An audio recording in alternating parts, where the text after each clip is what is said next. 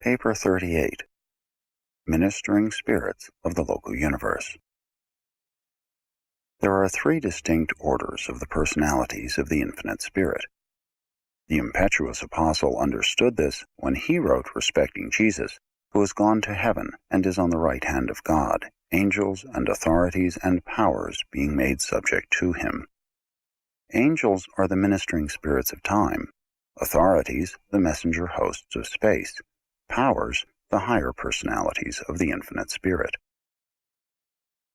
As the supernophim in the central universe and the seconophim in a superuniverse, so the seraphim, with the associated cherubim and sanobim, constitute the angelic core of a local universe. The seraphim are all fairly uniform in design.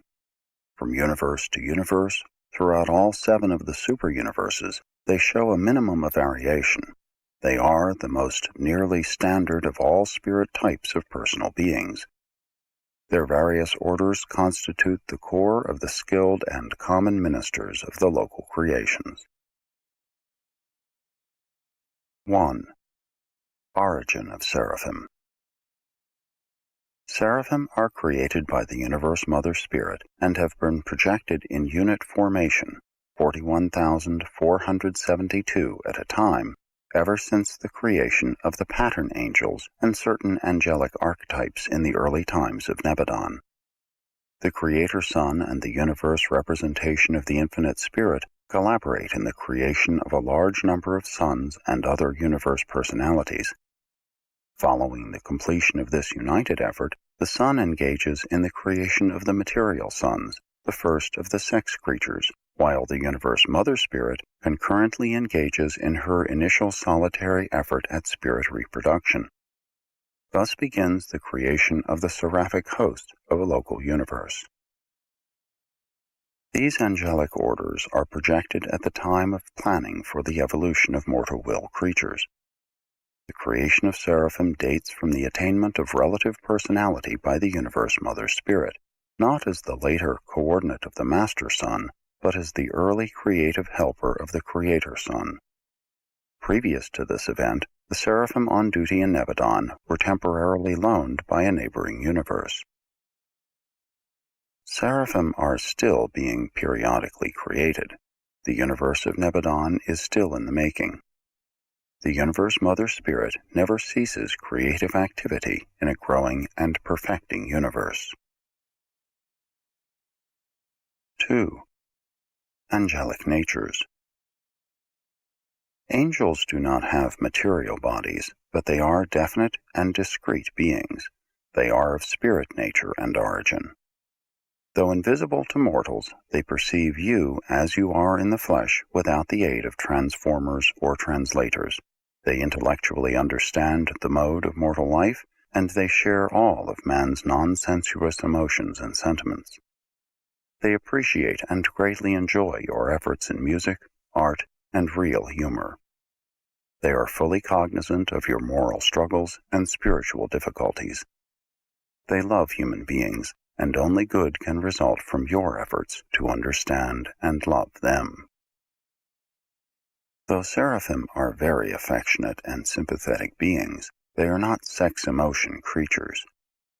They are much as you will be on mansion worlds, where you will neither marry nor be given in marriage, but will be as the angels of heaven. For all who shall be accounted worthy to attain the mansion worlds neither marry nor are given in marriage, neither do they die any more, for they are equal to the angels. Nevertheless, in dealing with sex creatures, it is our custom to speak of those beings of more direct descent from the Father and the Son as the sons of God, while referring to the children of the Spirit as the daughters of God. Angels are, therefore, commonly designated by feminine pronouns on the sex planets. The seraphim are so created as to function on both spiritual and literal levels. There are few phases of Urantia or spirit activity which are not open to their ministrations.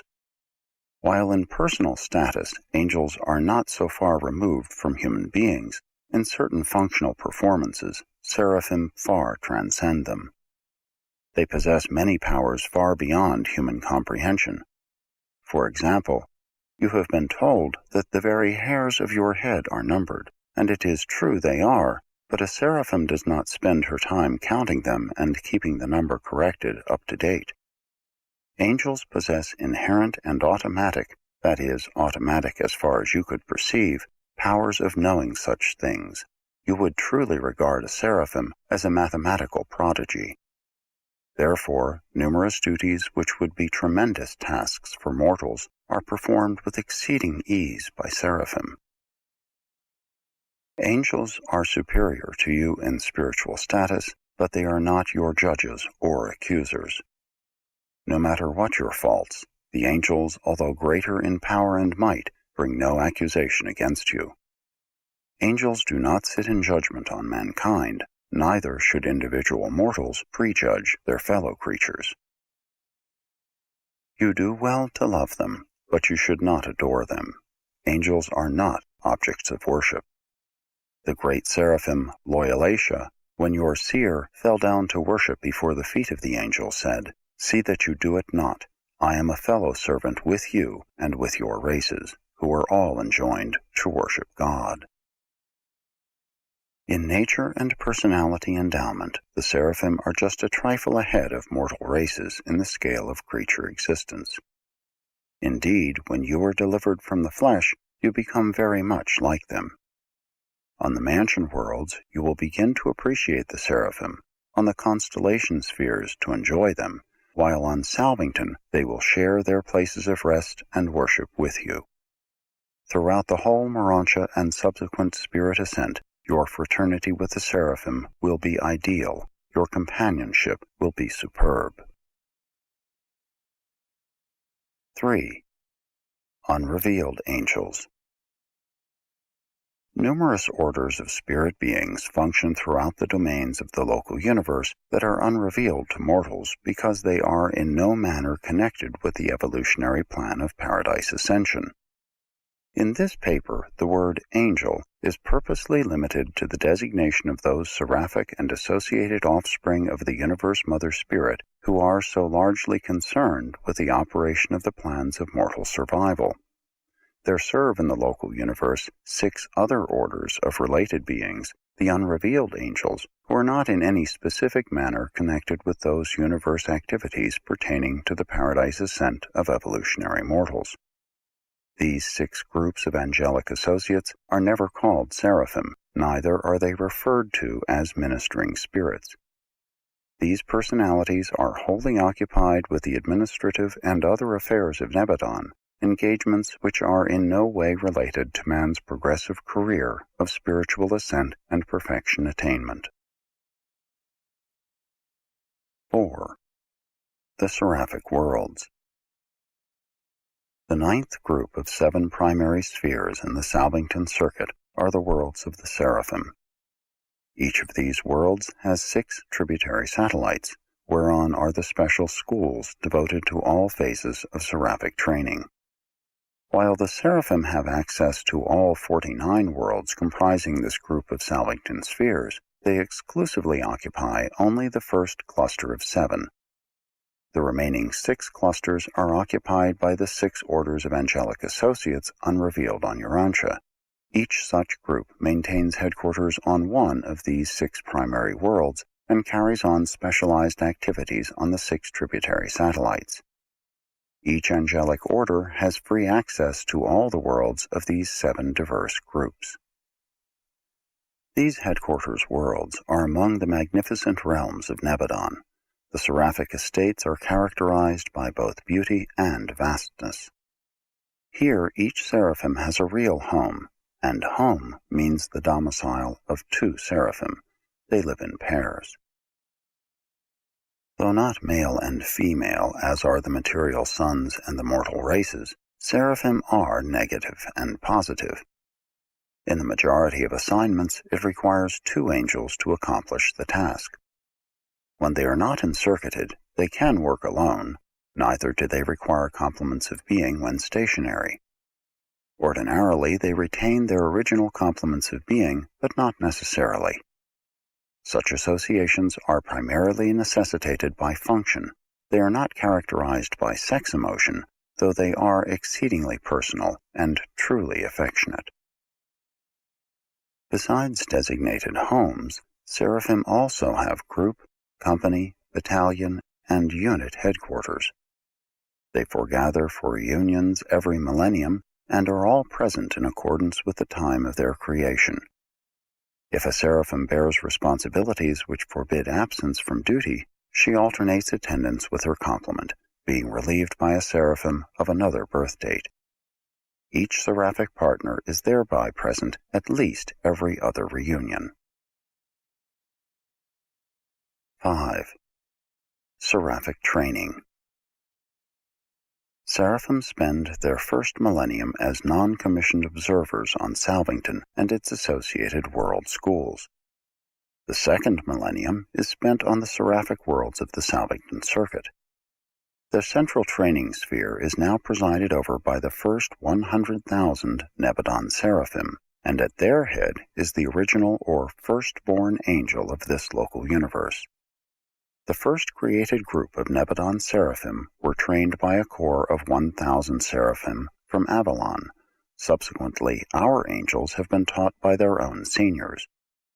The Melchizedeks also have a large part in the education and training of all local universe angels, seraphim, cherubim, and sanobim. At the termination of this period of training on the seraphic worlds of Salvington, seraphim are mobilized in the conventional groups and units of the angelic organization and are assigned to some one of the constellations. They are not yet commissioned as ministering spirits, although they have well entered upon the pre-commissioned phases of angelic training. Seraphim are initiated as ministering spirits by serving as observers on the lowest of the evolutionary worlds. After this experience, they return to the associate worlds of the headquarters of the assigned constellation to begin their advanced studies and more definitely to prepare for service in some particular local system. Following this general education, they are advanced to the service of some one of the local systems. On the architectural worlds associated with the capital of some Nebadon system, our seraphim complete their training and are commissioned as ministering spirits of time. When once seraphim are commissioned, they may range all Nebadon, even Orvonton, on assignment. Their work in the universe is without bounds and limitations. They are closely associated with the material creatures of the worlds and are ever in the service of the lower orders of spiritual personalities, making contact between these beings of the spirit world and the mortals of the material realms. 6. Seraphic Organization.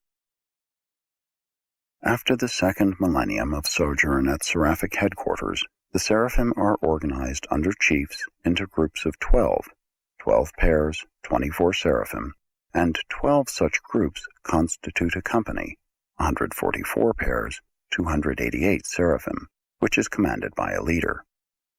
12 companies under a commander constitute a battalion, 1,728 pairs, or 3,456 seraphim, and 12 battalions under a director equal a seraphic unit, 20,736 pairs, or 41,472 individuals, while 12 units, subject to the command of a supervisor, constitute a legion, numbering 248,832 pairs, or 497,664 individuals.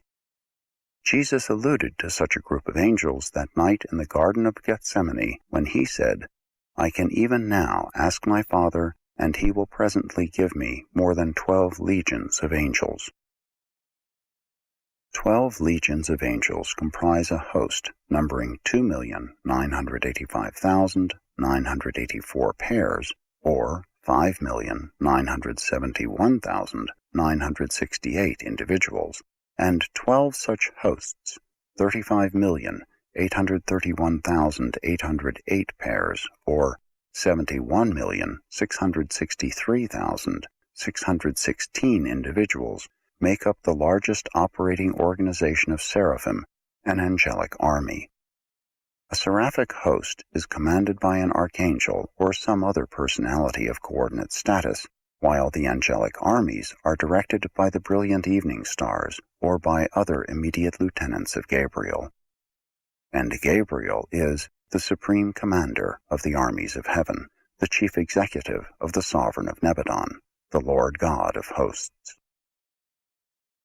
Though serving under the direct supervision of the Infinite Spirit as personalized on Salvington, since the bestowal of Michael on Urantia, Seraphim and all other local universe orders have become subject to the sovereignty of the Master Son. Even when Michael was born of the flesh on Urantia, there issued the super-universe broadcast to all Nebadon, which proclaimed, "And let all the angels worship him." All ranks of angels are subject to his sovereignty. They are a part of that group which has been denominated his mighty angels. 7. Cherubim and Sanobim. In all essential endowments, cherubim and sanobim are similar to seraphim. They have the same origin, but not always the same destiny. They are wonderfully intelligent, marvelously efficient, touchingly affectionate, and almost human. They are the lowest order of angels, hence all the nearer of kin to the more progressive types of human beings on the evolutionary worlds. Cherubim and sanobim are inherently associated, functionally united. One is an energy-positive personality, the other energy-negative. The right-hand deflector or positively charged angel is the cherubim, the senior or controlling personality. The left-hand deflector or negatively charged angel is the sanobim, the complement of being.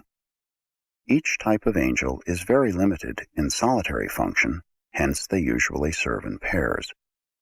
When serving independently of their seraphic directors, they are more than ever dependent on mutual contact and always function together. Cherubim and sanobim are the faithful and efficient aids of the seraphic ministers, and all 7 orders of seraphim are provided with these subordinate assistants. Cherubim and sanobim serve for ages in these capacities, but they do not accompany seraphim on assignments beyond the confines of the local universe. The cherubim and sanobim are the routine spirit workers on the individual worlds of the systems. On a non-personal assignment and in an emergency, they may serve in the place of a seraphic pair, but they never function, even temporarily, as attending angels to human beings. That is an exclusive seraphic privilege. When assigned to a planet, cherubim enter the local courses of training, including a study of planetary usages and languages. The ministering spirits of time are all bilingual, speaking the language of the local universe of their origin and that of their native superuniverse. By study in the schools of the realms, they acquire additional tongues. Cherubim and sanobim, like seraphim and all other orders of spirit beings, are continuously engaged in efforts at self-improvement.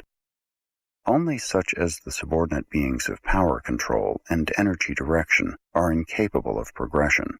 All creatures having actual or potential personality volition seek new achievements. Cherubim and sanobim are by nature very near the Urantia level of existence, and they prove to be most efficient in the borderland work of the physical, Urantial, and spiritual domains. These children of the local universe Mother Spirit are characterized by 4th creatures, much as are the Havona servitals and the conciliating commissions. Every 4th cherubim and every 4th sanobim are quasi-material, very definitely resembling the Urantia level of existence. These angelic 4th creatures are of great assistance to the seraphim in the more literal phases of their universe and planetary activities.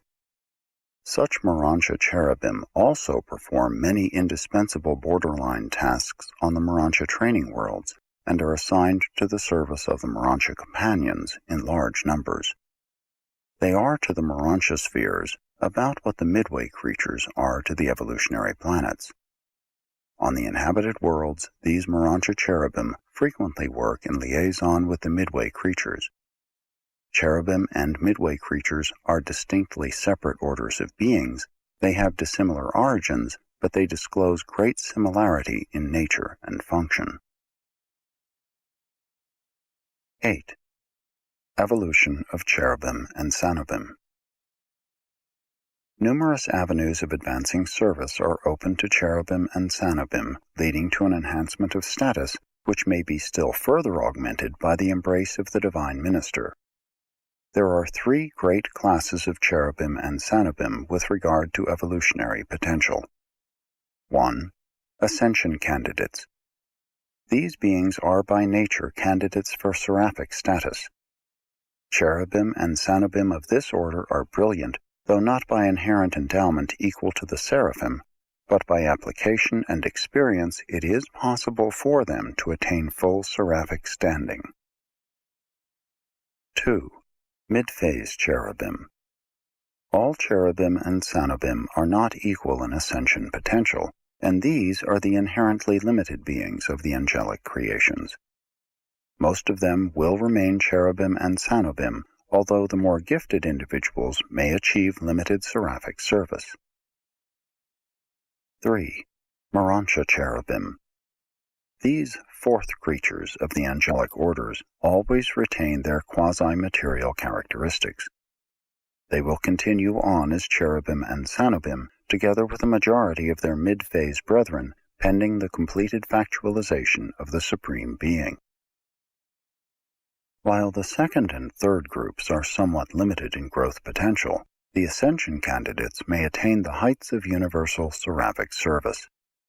Many of the more experienced of these cherubim are attached to the seraphic guardians of destiny, and are thus placed in direct line for advancement to the status of mansion world teachers when deserted by their seraphic seniors. Guardians of destiny do not have cherubim and SANOBIM as helpers when their mortal wards attain the Urantia life. And when other types of evolutionary seraphim are granted clearance for Seraphington and Paradise, they must forsake their former subordinates when they pass out of the confines of Nebadon. Such deserted cherubim and SANOBIM are usually embraced by the Universe Mother Spirit, thus achieving a level equivalent to that of a mansion world teacher in the attainment of seraphic status. When, as mansion world teachers, the once embraced cherubim and SANOBIM have long served on the Urantia spheres, from the lowest to the highest, and when their corps on Salvington is over-recruited, the bright and morning star summons these faithful servants of the creatures of time to appear in his presence. The oath of personality transformation is administered, and thereupon, in groups of 7,000, these advanced and senior cherubim and SANOBIM are re-embraced by the Universe Mother Spirit. From this second embrace, they emerge as full-fledged seraphim. Henceforth, the full and complete career of a seraphim, with all of its paradise possibilities, is open to such reborn cherubim and SANOBIM. Such angels may be assigned as guardians of destiny to some mortal being, and if the mortal ward attains survival, then do they become eligible for advancement to Seraphington and the 7 circles of seraphic attainment, even to Paradise and the core of the finality. 9. The Midway creatures. The Midway creatures have a threefold classification. They are properly classified with the ascending sons of God. They are factually grouped with the orders of permanent citizenship, while they are functionally reckoned with the ministering spirits of time because of their intimate and effective association with the angelic hosts in the work of serving mortal man on the individual worlds of space. These unique creatures appear on the majority of the inhabited worlds and are always found on the decimal or life experiment planets, such as Urantia. Midwayers are of 2 types, primary and secondary, and they appear by the following techniques. 1. Primary midwayers, the more spiritual group, are a somewhat standardized order of beings who are uniformly derived from the modified ascendant mortal staffs of the planetary princes.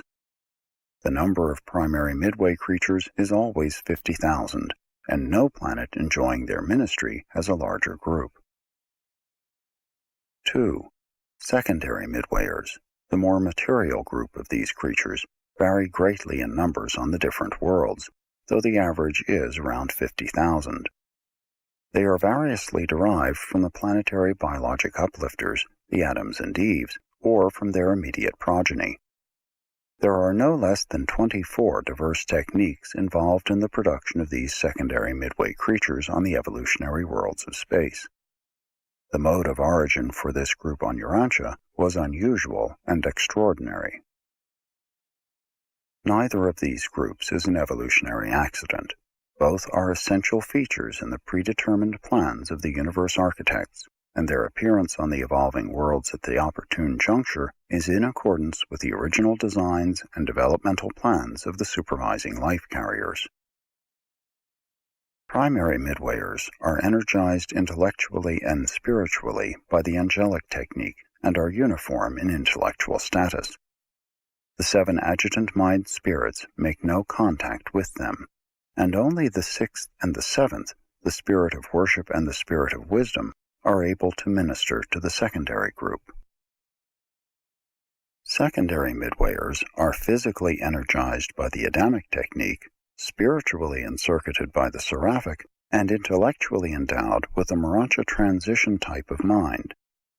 They are divided into 4 physical types, 7 orders spiritually, and 12 levels of intellectual response to the joint ministry of the last 2 adjutant spirits and the Urantia mind. These diversities determine their differential of activity and of planetary assignment. Primary midwayers resemble angels more than mortals. The secondary orders are much more like human beings. Each renders invaluable assistance to the other in the execution of their manifold planetary assignments. The primary ministers can achieve liaison cooperation with both Urantia and spirit energy controllers and mind circuitors. The secondary group can establish working connections only with the physical controllers and the material circuit manipulators.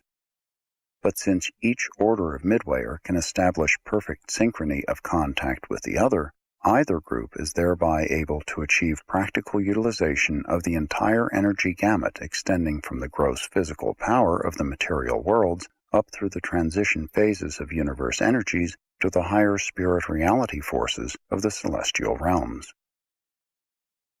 The gap between the material and spiritual worlds is perfectly bridged by the serial association of mortal man, secondary midwayer, primary midwayer, Urantia cherubim, mid-phase cherubim, and seraphim. In the personal experience of an individual mortal, these diverse levels are undoubtedly more or less unified and made personally meaningful by the unobserved and mysterious operations of the divine thought adjuster.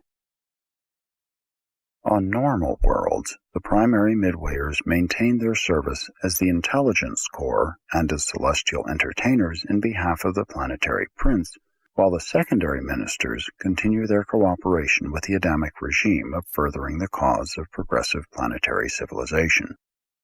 In case of the defection of the planetary prince and the failure of the material sun, as occurred on Urantia, the midway creatures become the wards of the system's sovereign and serve under the directing guidance of the acting custodian of the planet.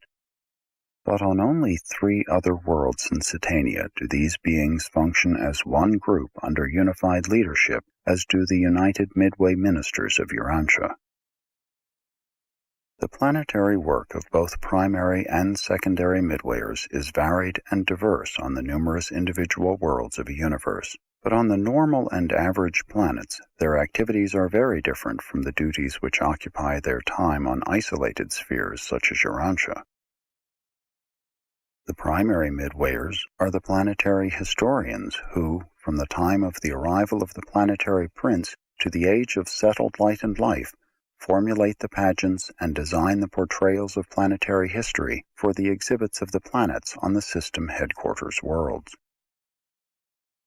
Midwayers remain for long periods on an inhabited world, but if faithful to their trust, they will eventually and most certainly be recognized for their age-long service in maintaining the sovereignty of the Creator Sun.